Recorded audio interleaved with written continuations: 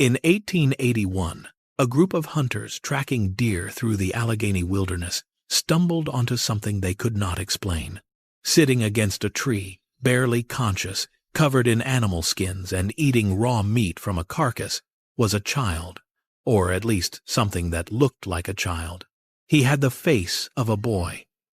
He had the eyes of someone who had never seen another human being. But he stood 6 feet tall. His hands were the size of dinner plates.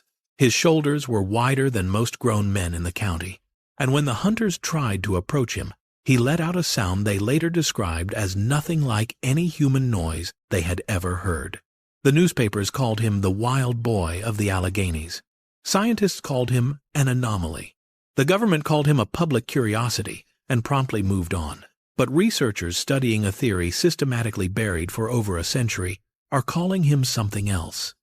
They are calling him evidence. Evidence of a civilization so advanced, so widespread, and so deliberately erased that most people alive today have never heard its name. Tartaria. The case for Tartaria is not built on one strange child found in a Pennsylvania forest. It is built on thousands of anomalies just like him, scattered across every continent, hiding in old newspapers, government archives, and the physical landscape of cities that do not match the timeline we have been given. The wild boy of the Alleghenies is just where this particular thread begins. And once you start pulling it, the entire fabric of official history starts to unravel. If this is the kind of history they do not teach in schools, the kind they buried in archives and dismissed as folklore, hit subscribe. We cover it every single week. Now let us get into it. To understand why the wild boy matters, you need to understand what normal looks like. In 1881, the average height for an adult American male was around 5 feet 7 inches. The ceiling, the top of the bell curve for a fully developed adult. The boy found in those Pennsylvania woods was 9 years old. When a physician in Pittsburgh examined him, the doctor estimated his age based on bone structure, teeth, and physical development. The conclusion: approximately 9 years of age, 6 feet tall. The Pittsburgh Gazette ran the story in October of 1881. The headline was almost clinical in the way Victorian journalism often was when it encountered something it did not know how to process. Strange youth discovered in Allegheny wilderness. Remarkable physical specimen. Origin unknown. The article described his hair as dark and matted, his skin deeply tanned and leather-like from years of outdoor exposure. He had calluses on his feet, the examining physician compared to boot leather. He communicated not in any recognizable language, but in guttural sounds and gestures that no interpreter brought in by local authorities could identify. He could not be placed. That was the phrase the doctor used in his formal report, archived by the Allegheny County Medical Board and later located in digitized historical records. Could not be placed. His physical characteristics, his language fragments, his diet and survival methods did not correspond to any known indigenous group in the region. He was not Lenape. He was not Seneca. He was not any of the tribal nations whose territories had covered that part of Pennsylvania. He was something else. And here is where the mainstream historical account simply ends. The boy was taken to a county facility. A few more newspaper articles appeared over the following weeks, each shorter than the last. And then the record goes quiet. He disappears from the official archive, the way so many anomalies do. But researchers studying what many now call the Tartarian world order do not let it go quiet, because they recognize the pattern. The pattern of the giant. When Tartaria researchers talk about giants, they are not talking about 50-foot beings from fairy tales. They are talking about human beings, fully human in every physiological sense, who fell consistently outside the normal range of height and physical development in ways that cannot be explained by any modern genetic or medical framework. The wild boy of the Alleghenies is not a single case. He is not even close to a single case. Between 1,820 and 1,920. American newspapers ran hundreds of accounts of unusually large human skeletal remains unearthed during construction, farming, and excavation. In Ohio, in Illinois, in Wisconsin, in Tennessee, in Virginia, in New York.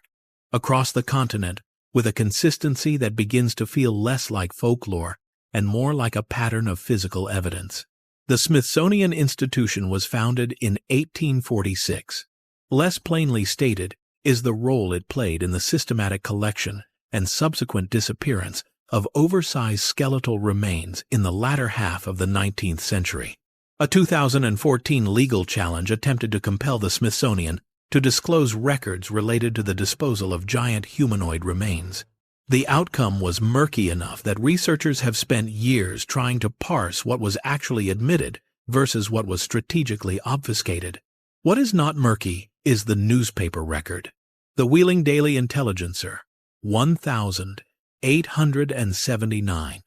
A West Virginia farmer unearths a skeleton during plowing. 7 feet 2 inches, by the account of 3 witnesses, before local authorities arrived and removed it. No follow-up coverage. No scientific assessment published. The Wisconsin Argus, 1891.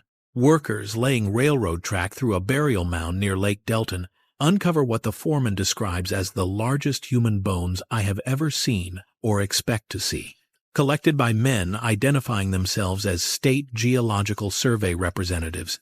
No Geological Survey report from that period mentions the discovery. The New York Times, April 1897. A brief item on page 4 describes human remains in Tioga County, Pennsylvania, including a skull of remarkable dimensions and limb bones, suggesting a stature well beyond that of any modern man. The finds were sent to a Philadelphia museum for examination. Researchers who have attempted to trace those remains to any Philadelphia institution have found nothing. Again and again the same sequence: discovery, witnesses, removal by official seeming parties, silence. Now consider the wild boy against this backdrop. Not a relic in a box. A breathing human being who at 9 years of age stood taller than most grown men, could not be placed within any known cultural or linguistic framework, and vanished from the public record within weeks of his discovery. What if he was not an anomaly? What if he was a remnant? The word Tartaria, or Tartary, does not appear in most modern history books, not because it does not appear in historical documents. It was quietly removed from the curriculum at some point in the late 19th and early 20th centuries. Before that removal, Tartary was one of the most commonly referenced geographical entities in European cartography and scholarship. Look at any original map produced between 1,500 and 1,800 inches, the archives of the Library of Congress, the British Museum, the Bibliothèque Nationale de France. Look at the massive landmass stretching from Eastern Europe across Siberia, through Central Asia, into what we now call China and Mongolia. It says Tartary, sometimes Grand Tartary, sometimes Independent Tartary, sometimes Chinese Tartary. Consistently, across centuries of European mapmaking, this territory is labeled, named, and treated as a coherent political entity. The 1747 edition of Emanuel Bowen's A Complete System of Geography devotes an entire chapter to Tartary, describing it as vast, populous, and possessed of numerous great cities. The 1771 edition of the Encyclopaedia Britannica, the very first edition, describes Tartary as the greatest country in the world. That is a direct quote, covering a territory so large that Europe could fit inside it several times. And then, across the subsequent century, this greatest country in the world slowly disappears, not from the physical landscape, but from the curriculum, from the maps taught in schools, from the historical frameworks handed down through official institutions. Tartaria researchers argue this disappearance was not natural. It was a deliberate act of institutional erasure following a cataclysmic reset event, one that destroyed the civilization, eliminated most of its population, and allowed a new order of historical gatekeepers to rewrite the record from scratch. The wild boy, by this reading, was not a feral child who had grown up alone since infancy. He was a survivor, a child born as a remnant of a population descended from Tartarian stock, carrying physical characteristics that the official reset had not yet had time to breed out or explain away. 6 feet tall at 9 years old, an anomaly to the new history, A normal human being, perhaps, in the one that came before it. Let us step away from the bones for a moment. Let us talk about buildings. In the roughly 50-year window between 1830 and 1880, hundreds of extraordinarily sophisticated public structures appeared across the American continent at a speed the official account attributes to industrial-era construction capacity. The Library of Congress in Washington, D.C. Construction began in 1886 and was completed in 1897, nearly 300,000 square feet. Over 70 types of marble, the Great Hall required craftsmanship that modern restoration experts have repeatedly noted would be extraordinarily difficult to replicate today, even with contemporary tools. 11 years, in the 1880s and 1890s, with horse-drawn carts and hand tools, the Philadelphia City Hall, its tower rising 548 feet, every exterior surface covered in carved ornamentation so intricate that scholars estimate the modern labor cost of reproducing it would make the building effectively irreplaceable. Construction, 1871 to 1901. City after city, the same pattern. Structures of such sophistication in such compressed time frames that the official explanations begin to feel strained against what construction in that era could actually accomplish. Tartaria researchers offer a different explanation. These buildings were not constructed during the periods attributed to them. They were inherited, physical infrastructure of the prior civilization, cleaned up and repurposed. The construction dates are not when they were built. They are when they were incorporated into the new narrative. The wild boy lived in the Pennsylvania woods for years. He ate raw meat. He wore animal skins. By every external measure, he appeared to be the most primitive possible human being. But he was 6 feet tall at 9 years old. The body remembers what the civilization forgets. If there was a catastrophe that ended the Tartarian world order and allowed a new historical narrative to be installed in its place, what did it look like? The answer proposed by researchers is not a single dramatic apocalypse. It is something slower, stranger, and more disturbing. The mud flood. Look at the basement levels of old buildings in cities across Europe, Russia, and North America. In city after city, researchers have documented the same phenomenon. Structures that appear to have been partially buried, windows at what is now ground level, that were clearly designed to be above ground level when installed, doors that open into earth, architectural details beginning several feet below the current grade. No builder designs decorative stonework for an audience of dirt.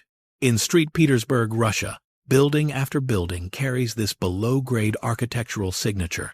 Researchers have photographed original facades where the ornamentation continues below what is now the sidewalk level, where the foundation stones are not foundation stones at all, but the lower portions of walls that once stood fully above grade. The proposed explanation. In the early to mid-1800s, a massive depositional event covered the lower portions of existing structures across vast areas of the northern hemisphere. Not a flood of water, but a flood of fine particulate matter, mud, volcanic ash, or some combination. The event happened quickly enough to bury buildings to a consistent depth, slowly enough that population survived, though massively reduced. The survivors adapted. They built on top of what could not be moved. And those with the institutional reach to do so began constructing a new historical account, one that pushed the buried civilization into mythological time and replaced it with a narrative of modern civilization rising from simple origins. The children born after the reset had no frame of reference for what had been lost. They accepted what they were taught, until researchers with access to old maps, old newspapers, and digitized archives started finding the threads again. The wild boy was found in 1881. If the reset occurred somewhere between 1810 and 1850, as many Tartaria researchers propose, he was born into the aftermath, into the silence after the catastrophe, into a Pennsylvania forest that had perhaps once been something other than wilderness. At 9 years old, he was 6 feet tall. His parents, if they had survived, might have been taller still. Here is where the skeptic earns their moment. And they deserve it. The official scientific position on the giant skeletal remains reported in 19th century newspapers is that most or all were hoaxes, misidentifications, or journalistic exaggerations. The Victorian era was the golden age of the museum hoax, the Cardiff giant being the most famous example. A carved gypsum figure buried by a con man in upstate New York and exhibited as a genuine petrified ancient man before being exposed as fraud. The era was also full of competitive newspaper editors, not above embellishing a discovery to sell copies. This is a fair point. It is not a sufficient point, but it is fair. The Cardiff giant defense does not address the volume, the geographic distribution, or the institutional pattern of the giant reports. A hoax requires a hoaxer. Multiply the Wheeling Daily Intelligencer incident. A farmer willing to lie, witnesses willing to corroborate, officials participating in removing evidence, by hundreds of incidents across dozens of states over a 100-year period, and you have either the most elaborate coordinated hoax in human history, or you have something that actually happened. Many reports involve physicians, surveyors, and credentialed witnesses, and the Smithsonian's behavior, collecting these remains and then going silent, is not the behavior of an organization dealing with embarrassing misidentifications.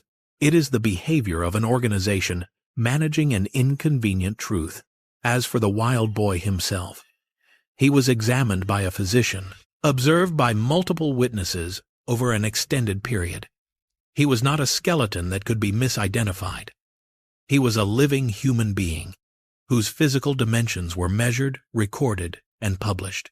And then he disappeared from the record.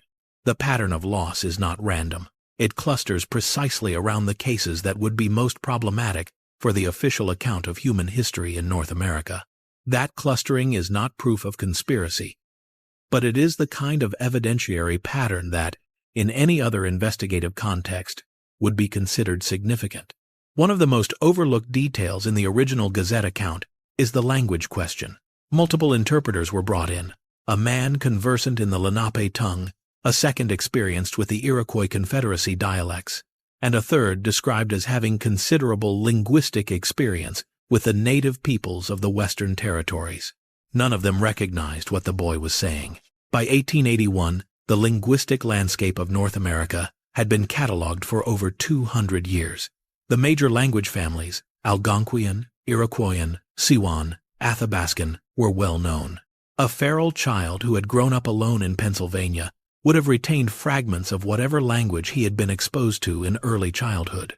The languages he could have encountered in the Allegheny region were precisely the ones those three interpreters represented.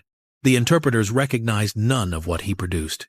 Tartaria researchers take this seriously. One of the persistent arguments in Tartaria scholarship is that this civilization was not simply a larger or more technically advanced version of cultures we already know. It was genuinely distinct, with its own language family that, if the reset and erasure narrative is correct, has been almost entirely eliminated from the living linguistic record. What the wild boy was speaking was not feral noise. It was a dying language, the last fragments of a tongue once spoken across a vast territory, preserved in isolation by a child who had no one left to speak it with. There are linguists today who study what they call linguistic dark matter, language families, and proto-languages that have left traces in existing tongues, but whose original form has never been recovered. The Tartaria thesis proposes that this linguistic dark matter is not 50,000 years old. It is the language of a civilization alive and functioning 200 to 300 years ago. If a 9-year-old in isolation could still produce recognizable fragments of it in 1881, the reset could not have been complete. The edges of the civilization survived. In forests, in mountain ranges, in the bodies of children too young to fully understand what they had lost. The wild boy is not a unique case even within his own era. Between 1,850 and 1,910, American and European newspapers documented at least a dozen children discovered in wilderness conditions who defied easy explanation. Several share characteristics the feral child framework does not comfortably accommodate. The Overton boy, reported in the Tennessean in 1887, was found near the Cumberland River, physically large for his apparent age, unable to communicate in any recognized language, impossible to place within any known cultural framework. The examining physician noted the child's bone density and physical development were inconsistent with any nutritional history he could account for, given the child's apparent circumstances. A child raised in genuine wilderness deprivation should show signs of malnutrition, developmental stunting, the physical consequences of a life without adequate nutrition. These children were not stunted, they were exceptional.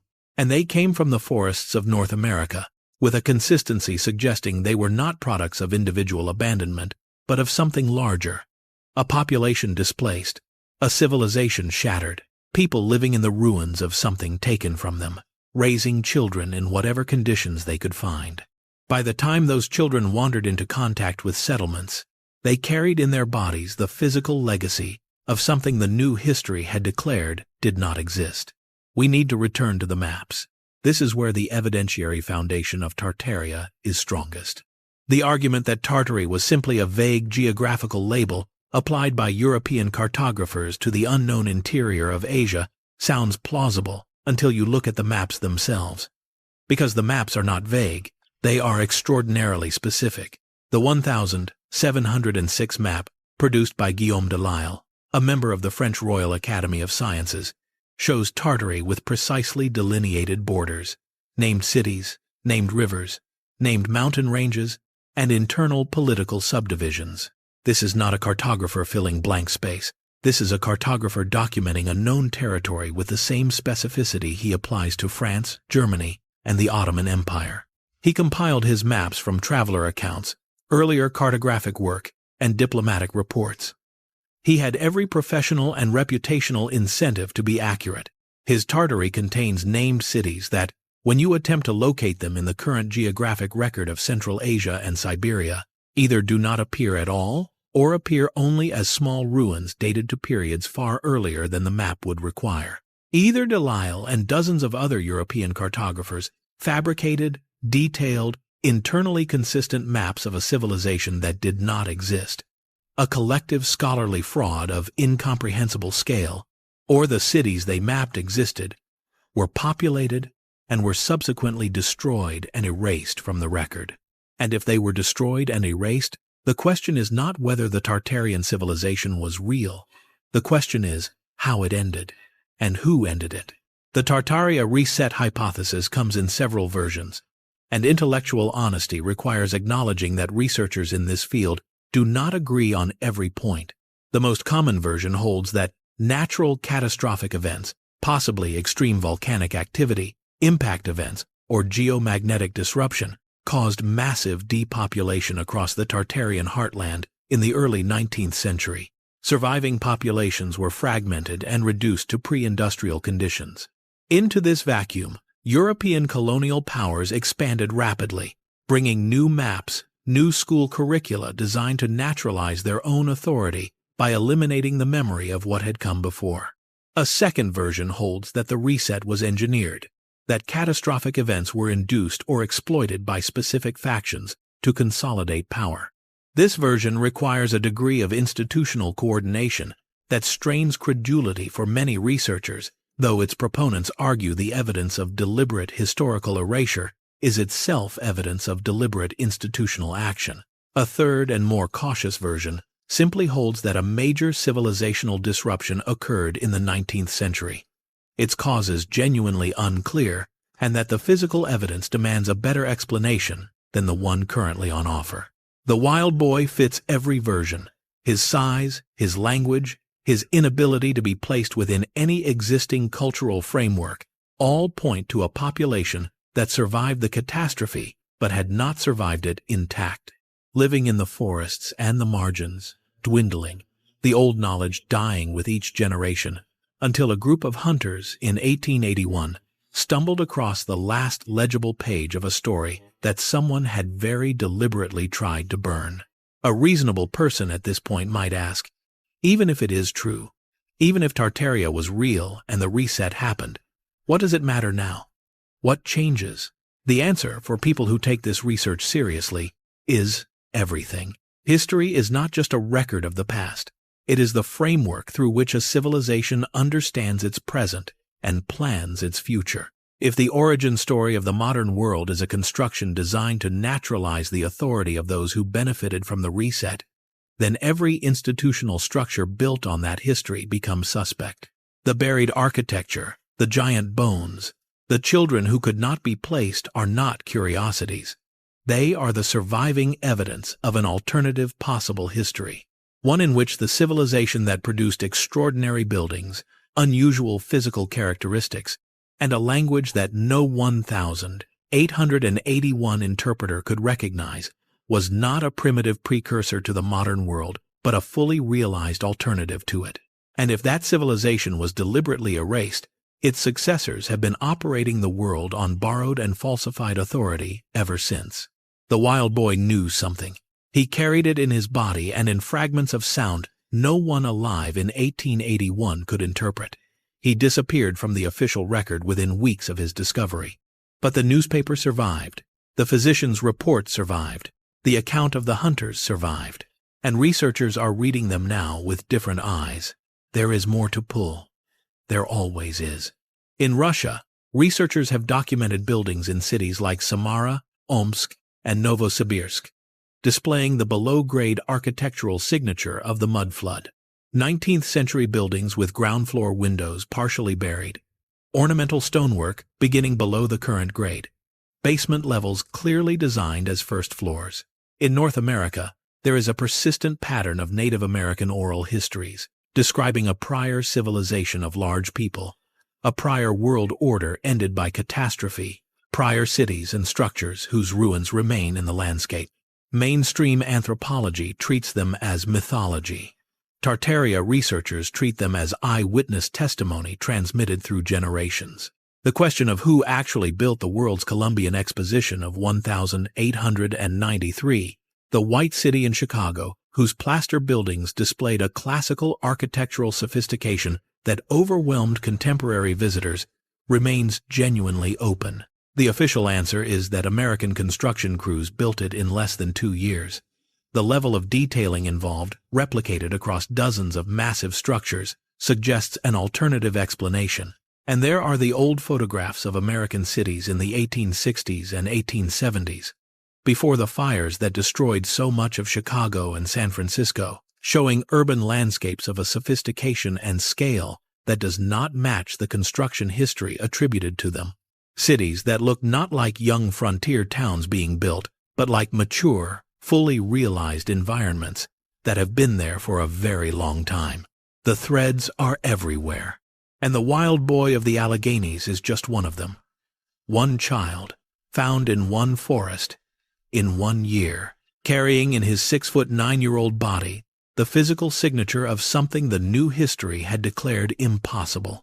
He was real. The newspaper said so. The physician said so. The hunters who found him, who described what they saw with the matter-of-fact certainty of men who knew the difference between strange and impossible, they said so. The record says he existed.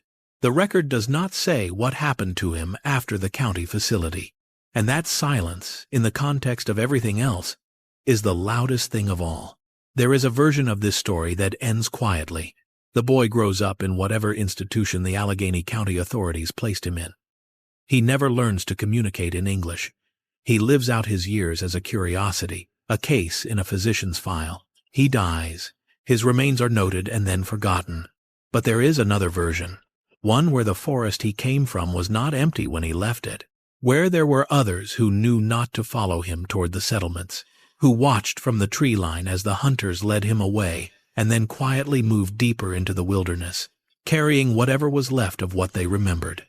It may be completely false, but we know the official history of North America in the 19th century is incomplete.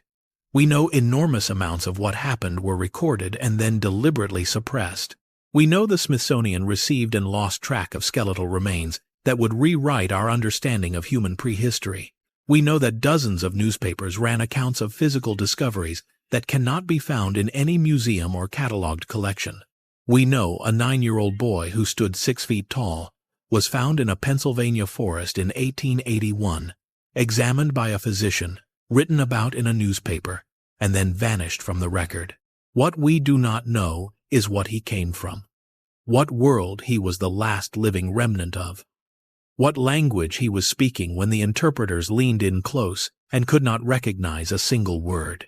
The Allegheny woods are still there, the archives are still there, and the old maps are still there, if you know where to look, showing the greatest country in the world in the space where the official history says there was nothing. The threads are still there, and anyone willing to pull them has to be prepared for what unravels. Because once you see it, the buildings too sophisticated for their supposed construction dates, the bones that were collected and disappeared, the children who could not be placed, the maps that show a civilization where the textbooks show wilderness. Once you see the pattern, the official history does not look like history anymore. It looks like a story someone told to cover something up. And the wild boy of the Alleghenies, 6 feet tall at 9 years old, standing at the edge of the forest in 1881, with his hands the size of dinner plates and a language dying in his throat, was the living proof they almost managed to make disappear. Almost.